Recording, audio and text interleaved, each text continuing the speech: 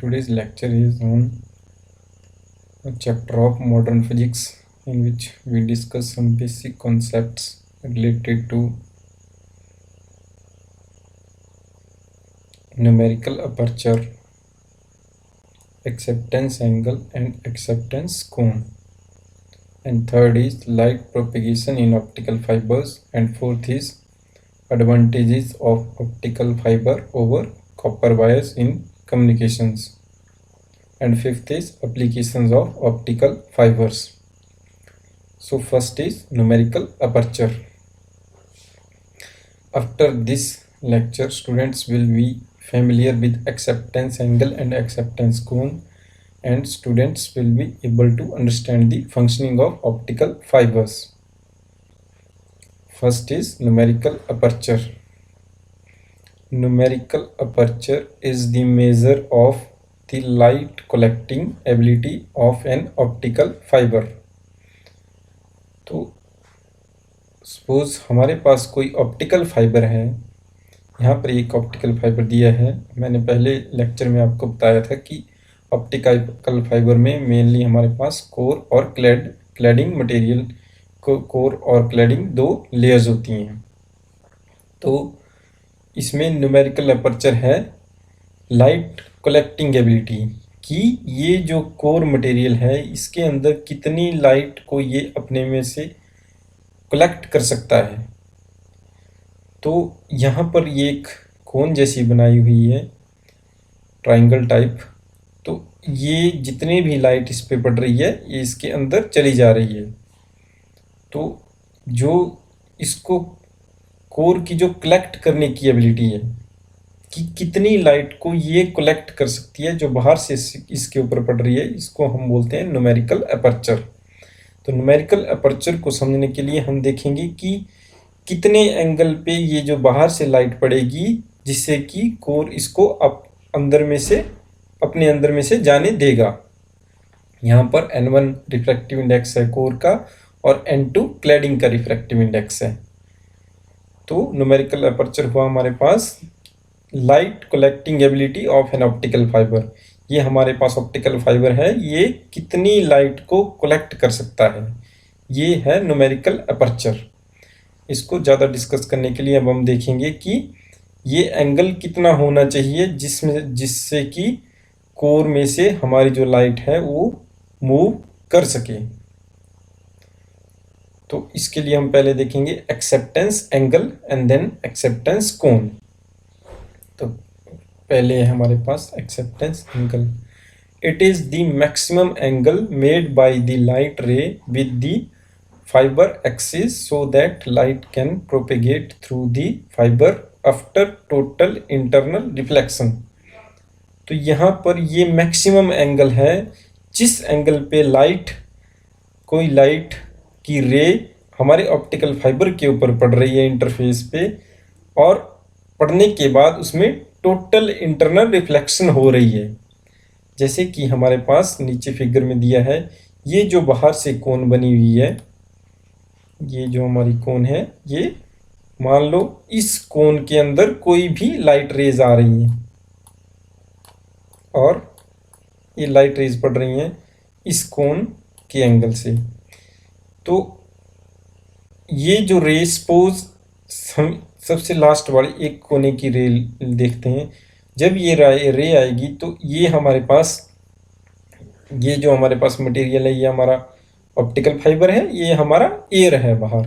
तो जैसे ही कोई रे एयर से आएगी, सपोज ये इसका एंगल है थीटा ये, तो यहाँ पर ये अंदर जाएगी तो यहाँ पर हमारे पास दो रिफ्रैक्टिव इंडेक्स है, कोर का है N1 और क्लैडिंग का है N2 और जो सराउंडिंग मटेरियल है उसका N।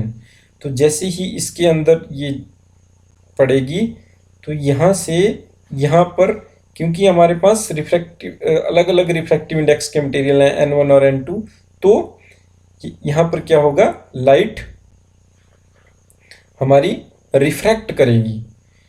अब ये जो एंगल है थीटा सी, अगर ये एंगल क्रिटिकल एंगल से बड़ा होगा, हमने टोटल इंटरनल रिफ्लेक्शन में भी पहले पढ़ा हुआ है, if angle of incidence is greater than critical angle then the ray deviates towards the same medium. If light travels from denser to rare medium.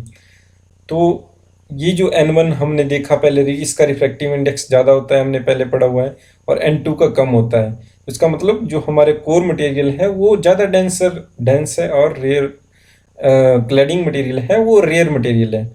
तो जैसे ही कोई रे ऑफ लाइट हमारे डेंसर मीडियम से रेयर मीडियम की तरफ जाने की कोशिश करती है, लेकिन उसका angle of incidence critical angle से बड़ा होता है, तो वो रे वापस उसी मीडियम में आ जाती है।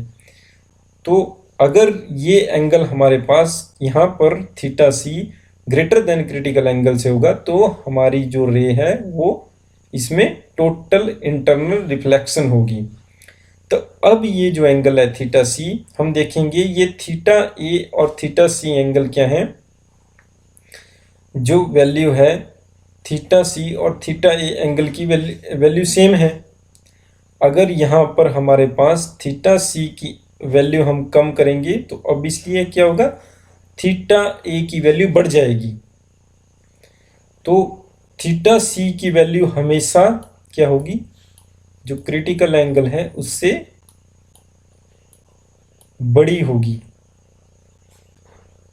तो क्रिटिकल एंगल से बड़ी होगी, लेकिन थीटा सी और थीटा, अगर ये वैल्यू बड़ी होगी यहाँ पर, थीटा सी एंगल मान लो बड़ा है, तो ये एंगल भी बड़ा हो जाएगा थीटा ए। तो साइमल्टेनियसली हमारे पास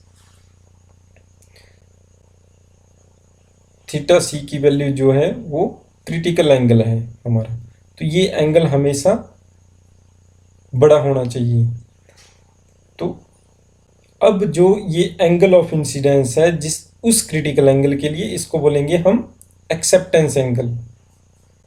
तो ये मैक्सिमम वैल्यू होगी, क्योंकि थीटा सी की वैल्यू यहाँ से अगर हम कम करेंगे क्रिटिकल एंगल से, तो थीटा ए की वैल्यू बढ़ जाएगी। तो ये इसके लिए मैक्सिमम लिमिट है कि थीटा की वैल्यू हम थीटा सी से कम नहीं कर सकते। अगर हम थीटा की वैल्यू थीटा सी से कम करेंगे तो थीटा ए की वैल्यू बढ़ जाएगी, क्योंकि अगर थीटा सी की वैल्यू क्रिटिकल एंगल से कम होगी तो टोटल इंटरनल रिफ्लेक्शन नहीं होगी, और यहाँ पर एंगल हमारा इस थीटा ए से अधिक बढ़ जाएगा। तो इसको ओवरकम करने के लिए कि यहाँ पर जो ये एंगल है ये हमेशा क्रिटिकल एंगल से बड़ा हो, तो हमारा जो एंगल, इस पे एक लिमिट लग जाएगी कि थीटा ए जो है वैल्यू है वो हमेशा जो क्रिटिकल एंगल है यहाँ पर उससे कम ही रहेगा, उसके प्रोपोर्शनेट रहेगा। तो यहाँ पर वैल्यू जो है, तो इसके प्रोपोर्शनेट में चारों तरफ से जो रेज पड़ेंगी और एंगल बनाएंगी इसके साथ में। तो सपोज ये जो हमारी सेंटर से लाइन जा रही है इसके साथ ही एंगल थीटा ए बना रहा है, तो इस एंगल को बोलेंगे हम एक्सेप्टेंस एंगल। तो एक्सेप्टेंस एंगल क्या हुआ, maximum angle made by the light. ये सबसे बड़ा एंगल है जो लाइट के द्वारा बनाया गया है इंटरफेस पे, एयर और ऑप्टिकल फाइबर पे, कि इस एंगल और इससे कम एंगल पे अगर कोई रे अंदर जाएगी तो उस रे का क्या होगा, टोटल इंटरनल रिफ्लेक्शन होगी, उसमें TIR होगी। अगर इस एंगल से बड़ा एंगल की कोई रे मान लो यहाँ से ऐसे जाएगी, तो यहाँ पर क्या होगा, हमारे पास जो ये एंगल होगा यहाँ पर, ये एंगल जो है थीटा, ये क्रिटिकल एंगल से छोटा हो जाएगा। तो क्या होगा, तो वो रे इस तरफ ना जाते हुए क्या होगी, बाहर की तरफ चली जाएगी, जबकि हमारी रे क्या होनी चाहिए, सिग्नल कोर में से जाना चाहिए, कोर में से जाना चाहिए। तो हमारे पास एक्सेप्टेंस एंगल क्या है, the maximum value of angle at interface of optical fiber and surrounding material, so that the ray total internal reflection takes place, in ray total internal reflection takes place. तो ये तो ही हमारी एक रे की बात। इसी तरह यहाँ पर बहुत सारी सर्कल में रेज होंगी, तो हमारे पास एक कोन बन जाएगी। तो ये जो कोन बनी हमारे पास, इसको बोलेंगे हम एक्सेप्टेंस कोन। ठीक है, this is acceptance cone. Acceptance cone इसको तभी बोला जा रहा है कि अगर इस कोन के ऊपर जितनी भी रेज पड़ेंगी उनका सभी का टोटल इंटरनल रिफ्लेक्शन होगा। अगर इससे ज़्यादा या इससे बाहर कोई भी रे पड़ेगी तो उसकी टोटल इंटरनल रिफ्लेक्शन नहीं होगी। Next is light propagation in optical fibres. अब हम देखेंगे कि ऑप्टिकल फाइबर में लाइट प्रोपेगेट कैसे करती है। तो ये हमारा ऑप्टिकल फाइबर है, यहाँ पर ये कोर है इसकी और क्लैडिंग है। तो मैंने अभी आपको बताया कि एक हमारे पास एक एक्सेप्टेंस कोन बनती है। अगर उस कोन पे कोई रे पड़ेगी तभी हमारे कोर मटेरियल के अंदर टोटल इंटरनल रिफ्लेक्शन होगी।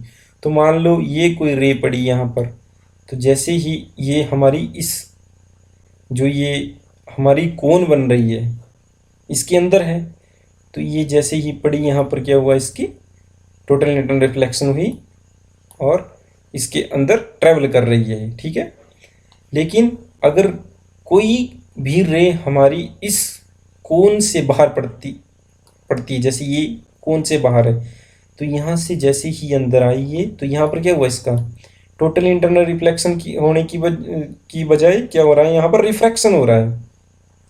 लाइट एक मीडियम से दूसरे मीडियम में चली गई। ये क्यों गई? क्योंकि जो हमारी इंसिडेंट लाइट थी अब जो हमारी एक्सेप्टेंस कोन है उससे बाहर पड़ी है, तो इसके एक्सेप्टेंस कोन के अंदर ही पड़नी चाहिए, तभी इसमें टोटल इंटरनल रिफ्लेक्शन होगी और हमारा जो सिग्नल है वो ट्रांसमिट होगा ऑप्टिकल फाइबर में।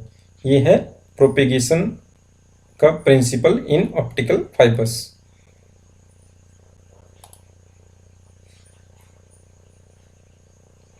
Now next is advantages of optical fiber over copper wires in communication. तो हम डेली लाइफ में देखते हैं कि बहुत सारी कॉपर वायर्स हम यूज़ करते हैं, हम कम्युनिकेशन में भी यूज़ करते हैं, अदर फील्ड्स में भी करते हैं। कम्युनिकेशन में जैसे हमने कोई टेलीफोन की वायर है या कोई वायर है तो मैक्सिमम कॉपर वायर्स यूज़ होती हैं उसमें। लेकिन ऑप्टिकल्स फाइबर्स की बहुत सारी एडवांटेज हैं जिससे कि ये अब कॉपर वायर्स को रिप्लेस कर रही हैं। तो फर्स्ट एडवांटेज है इसकी सेफ्टी। जो ऑप्टिकल फाइबर में सिग्नल है वो ज़्यादा सिक्योर होता है as compared to copper wire, इसको डीकोड करना बहुत मुश्किल होता है। Next, wait. ऑप्टिकल फाइबर्स का वेट बहुत कम होता है जबकि कॉपर वायर्स का वेट बहुत ज़्यादा होता है। RF factors, RF factor means radio frequency. तो ऑप्टिकल फाइबर्स में कैपेबिलिटी होती है कि ये रेडियो फ्रिक्वेंसी वेव्स को लाइट वेव्स में कन्वर्ट करके ट्रांसमिट कर सकती हैं, लेकिन कॉपर वायर ये काम नहीं कर सकती। Next, data bandwidth. Data bandwidth means optical fibres number of signals को, बहुत सारे सिग्नल्स को एक साथ ट्रांसमिट कर सकती हैं, लेकिन कॉपर वायर लिमिटेड सिग्नल को ही ट्रांसमिट कर सकती हैं। Next is durability. ड्यूरेबिलिटी वैसे दोनों की ही बहुत होती है। Next is cost. कॉस्ट में ऑप्टिकल फाइबर की डिसएडवांटेज है, ये बहुत कॉस्टली होती है, लेकिन कॉपर वायर कॉस्टली नहीं होती, उतनी ज़्यादा कॉस्टली नहीं होती। ये नीचे फिगर बताई गई है कि ऑप्टिकल फाइबर्स इस प्रकार के होते हैं।